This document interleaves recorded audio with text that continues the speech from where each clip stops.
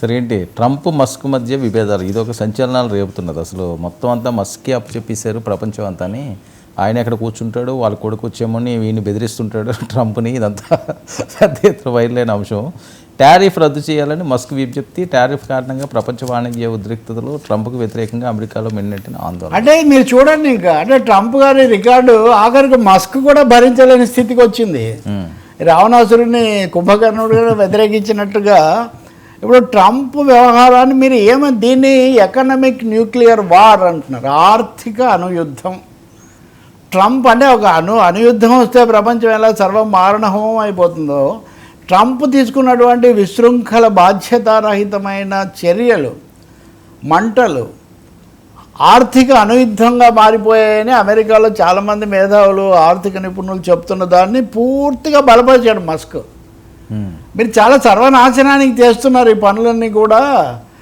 ఇంతగా మీరు economic environment ఇదంతా కూడా మీరు కూల్ చేస్తే ఇంకా ఏమవుతుంది అంటే బహిరంగంగానే నా ఎక్స్లో ఇలా అయిందే కదా, ఎక్స్ ఇలా పోస్టులు పెట్టేసరికి ట్రంప్ కూడా ఇంకా భరించలేని ఒక పరిస్థితి. ఒక్క రోజులో 27 లక్షల కోట్ల గల్లంతు, మార్కెట్లని దేశాల్లో కుప్పకూలిపోవడం, భారతదేశం కూడా నష్టపోవడం, అలా ఉంచి అసలు ఇలా వాణిజ్యానికి ఇంత పెద్ద పెద్ద బ్రేకులు ఇస్తే ఏమవుతుంది?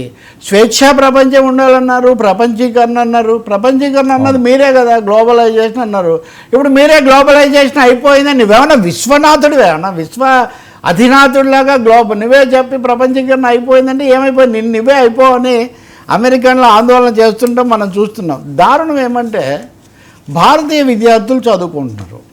వీళ్ళు ఒక పీరియడ్ కోసం అక్కడ ఫీజులు కట్టే ఏదో చేసి చేరారు కదా, వీళ్ళకు 2 ఏళ్ల పాటు న్యాచురల్ ఎక్స్టెన్షన్ ఉంటుంది, ఓపీటీ ఏదో ఉంటుందండి. దాన్ని కూడా రద్దు చేస్తున్నాడు ట్రంప్. వాళ్ళు భవిష్యత్తుని గురించి అక్కడికి వెళ్ళి వాళ్ళు ప్రతిభావంతులండి, ఏం మొద్దబ్బాయిలు మొద్దుసుదాలు ఏం కాదు వాళ్ళు.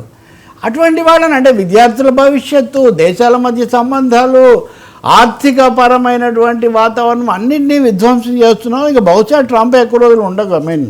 మస్క్ ఉండడు, మస్క్ ఇంకా నిష్క్రమిస్తాడు. దీన్ని భరించంటే మస్కే భరించలేకపోతే మీరు అది ఇక్కడ అర్థం చేసుకోవాల్సింది.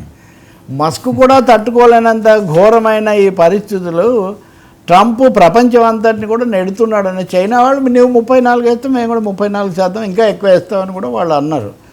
నిన్న మనం ఆక్వా గురించి కూడా చర్చించాం చాలా విషయాలు.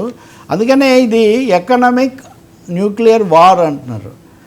ప్రపంచ శాంతి ఎంత అవసరమో ఈ ఎకనామిక్ న్యూక్లియర్ వార్ ఆపడము, అలాగే కుప్పకూలిపోతున్నాయి పేకమేడల్లాగా స్టాక్ మార్కెట్లు, వాటిని కూడా ఆదుకోవటం.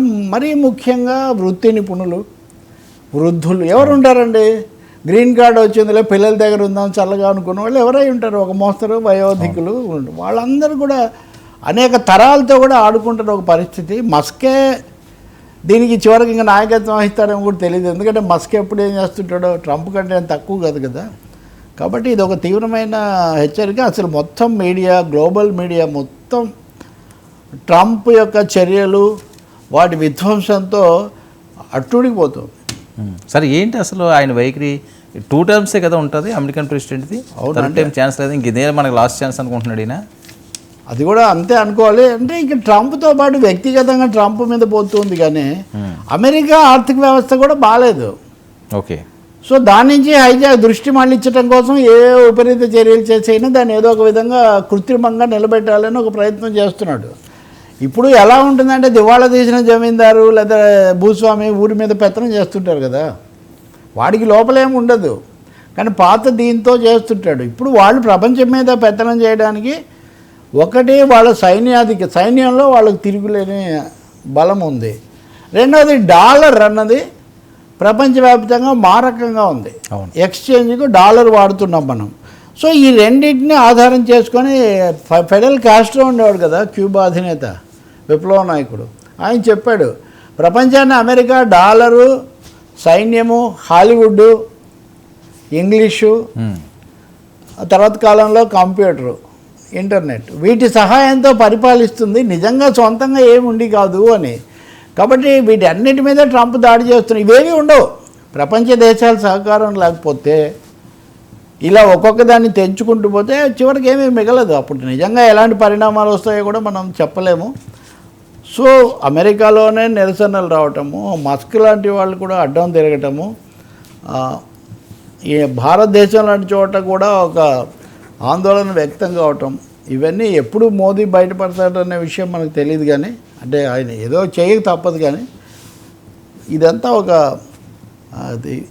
ఇది తుఫాను ముందర అన్నట్టుగా ఉంది. పెను తుఫానుకు దారితీస్తుంది ఇదంతా. సరే.